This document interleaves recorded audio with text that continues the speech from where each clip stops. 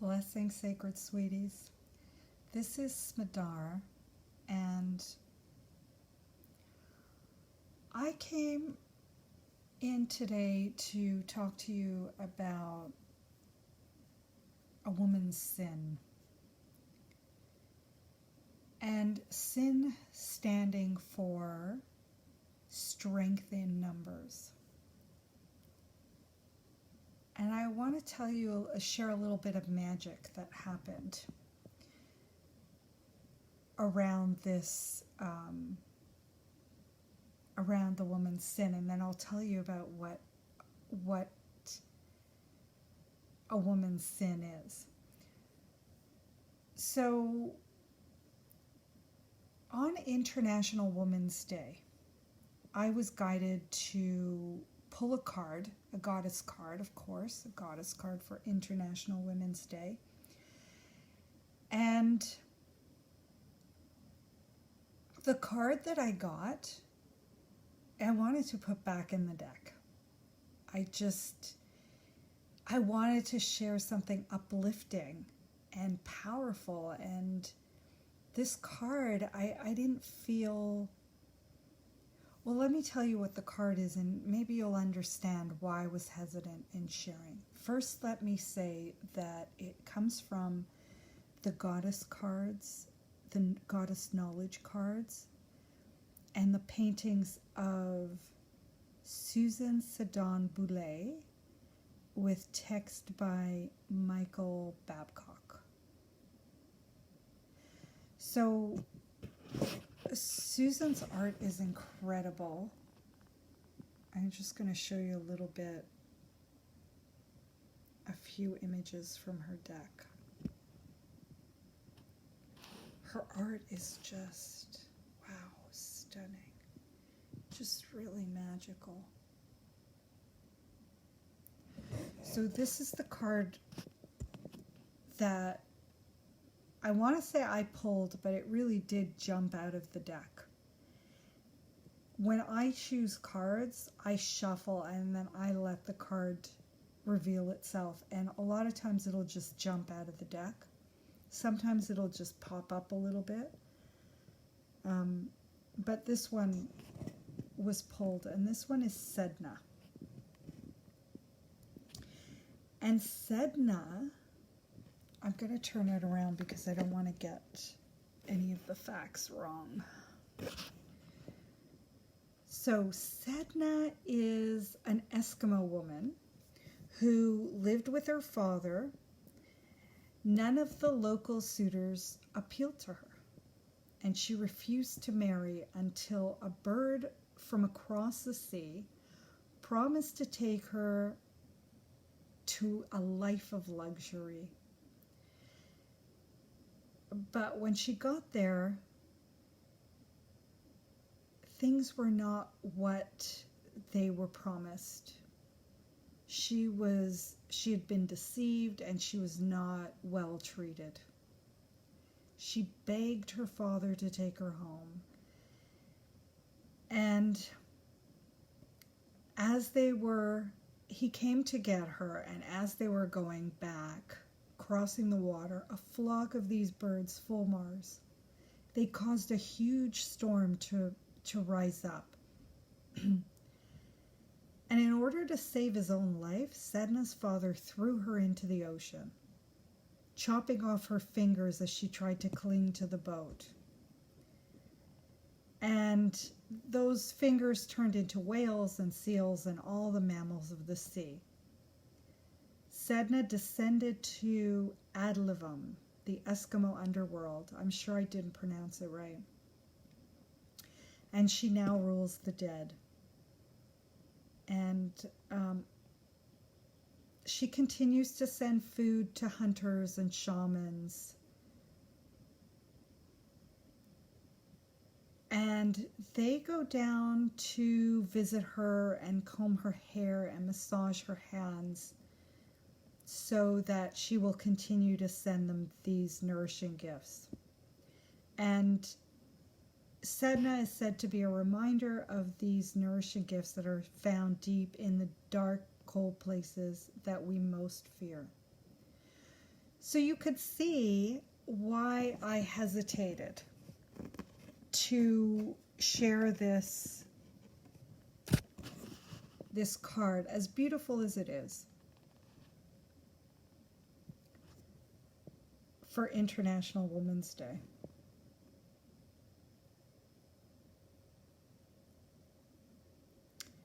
It's not a lovely story, but I think that was the point. I think the point was, I mean, Sedna was betrayed first by her husband, her soon-to-be husband, and second by her father, who left her, who violently left her to die.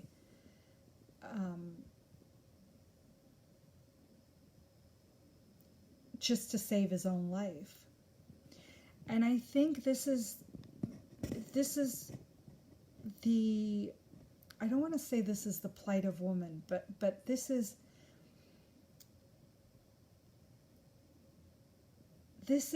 has been a woman's story for ages. Woman has been mistreated, betrayed, deceived, and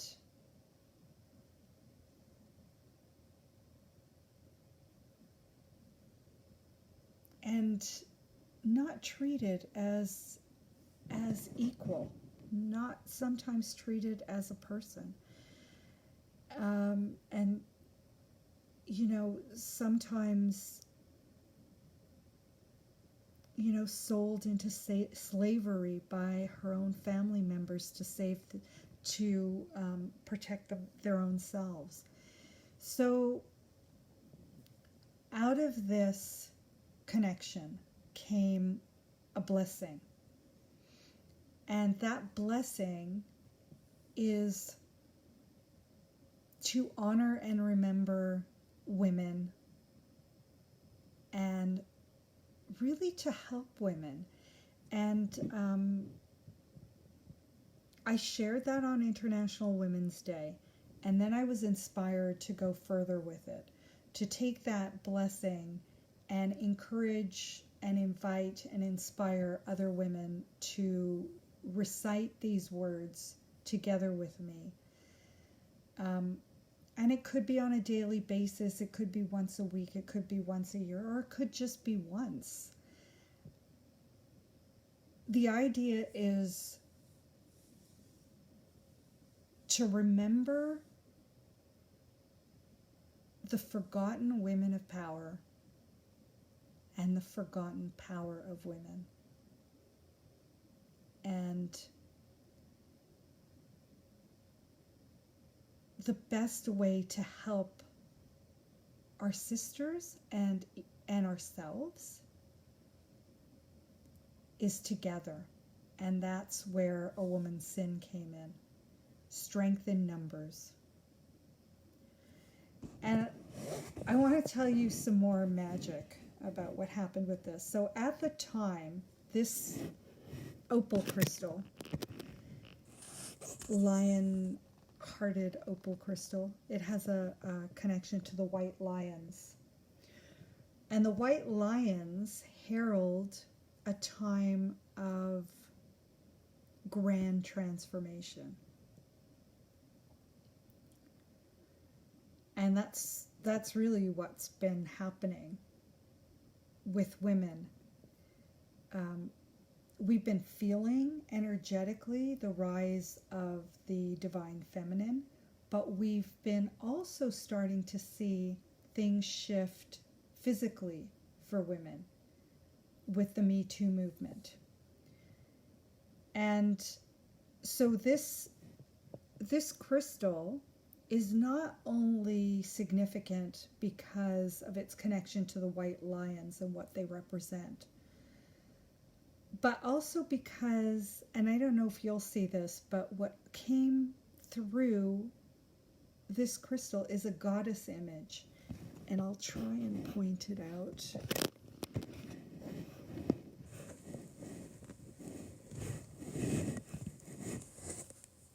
try and point it out to you. So this white part here is her body. And then this part here is, she's sitting in a lotus position, and this part is her head. So now that I've pointed it out, maybe you'll be able to see it. And of course it's not going to sit properly now. So I don't know if you can see it now, but that's what I was seeing. And then, so here's where the real magic comes in. Because I've had this desire and this inspiration gestating in me for quite some time, since before even International Women's Day. This is something that was inspired years ago when I first realized, when I first had this realization. One of my daughters was, let's just say she had an experience on the subway that felt threatening and she felt unsafe.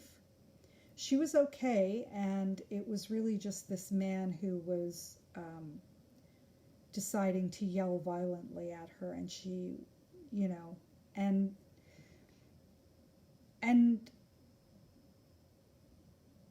she was on the phone with a family member, so she was okay.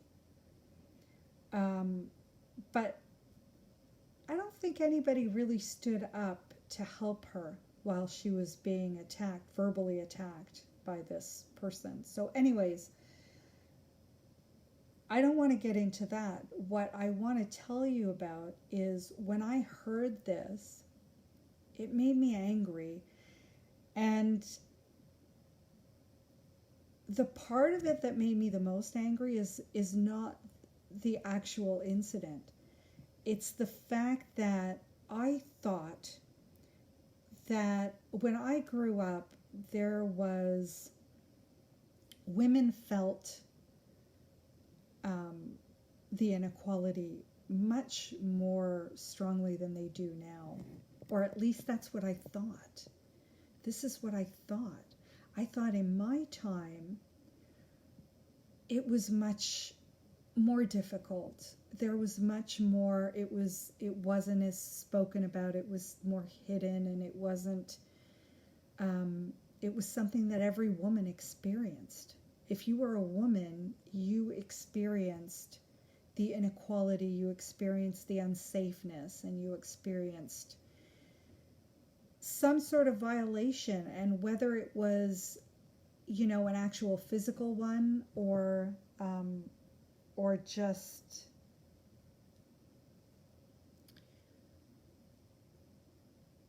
just being objectified, you felt it. But when I heard this, my daughter tell me about this and other things that she's experienced, I got really angry, because I thought, this can't be. We can't have come this far. I thought for sure my daughter's generation was going to have it easier. I truly believed that. And when I heard that, it just really, really, really shook me to my core. It's got to be better. It's got to get better. We can't be in the same situation. And in some ways, we have it harder, because with all the progress that we made, allowing women to get jobs, allowing women to have positions of power, I mean, you know, there's strings attached, of course. We still have to go by man's rules. But what that did was put more responsibility on women without any of the credit and without any of the compensation. So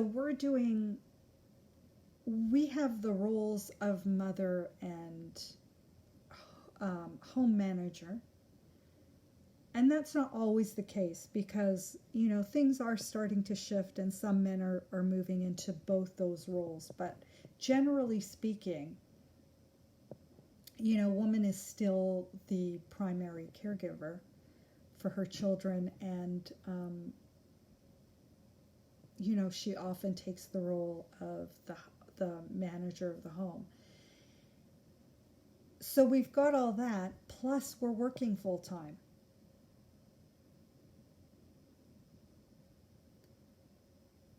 And in the end, what has really changed? And this is the thing that makes me the most upset. What has really changed?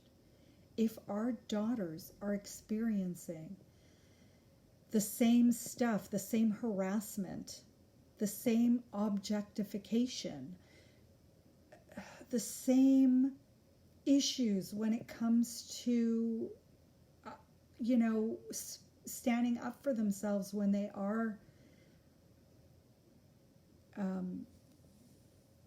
when they do experience violence.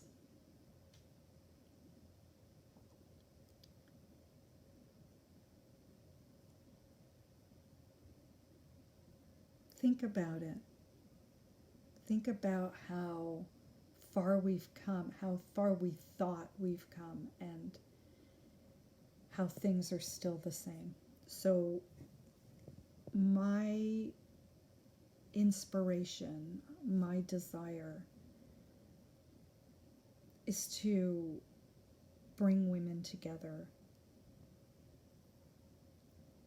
to realize our power and to help each other. Because if we're waiting for the government to do something, if we're waiting for man to change, if we're waiting for some savior, if we're waiting for circumstances to change, we're going to be waiting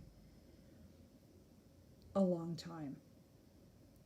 It's up to us to help each other. It's up to us to come together, to stand together. And I've had some powerful inspiration on how to do that, and I am putting out a book to discuss that and to bring some solutions. But in the meantime, I've created a Facebook page where we can go and connect with the blessing that came through on International Women's Day, and to support each other and begin connecting with each other. So I think I forgot to tell you the whole magic that happened around this card and this stone again. So I told you how they came about on International Women's Day. But recently I was guided to pick up the stone again. It's been sitting quietly since International Women's Day. And then I heard it singing again, and it was calling to me, and I picked it up, and it was in my hand, and I thought, okay, what are you coming forward now to show me? And then the other day, I was called to the goddess cards, and I shuffled, and this card came up again. Sedna came up again, and I thought, wow, okay.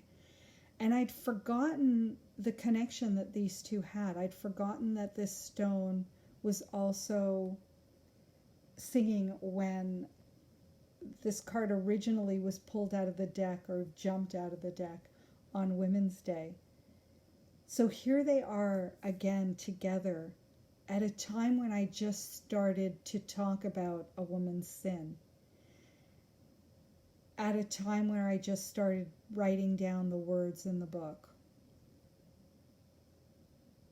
It's so magical that the universe is sending me this message again through Sedna and through this goddess opal with the white lion connection. So that's what I wanted to tell you about. I didn't expect to be talking for so long, I just thought I would share with you that this card came up again for us, and this stone is singing again for us. And I wanted to share that magic of what happened because it was so good. It was too good to keep to myself. So I'm inviting you to come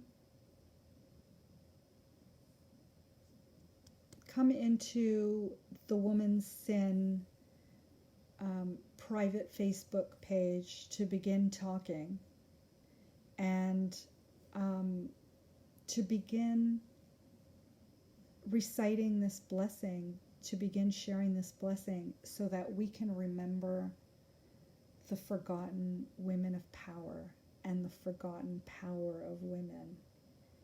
And we can start supporting each other and changing the world in one of the most powerful ways possible, and that's through our words. Words and prayers and blessings are so powerful.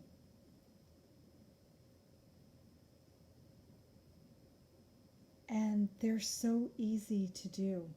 And don't make the mistake of thinking that just saying a couple of words here and there, or every day if you want to be ambitious, even though it's only it's very short, it's less than a minute.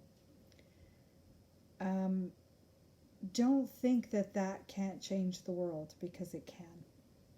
So I'm inviting you to come into a Woman's Sin and help me change the world. Help me make the world better for women. That's all. Nothing big. I'll see you there, Sacred Sister.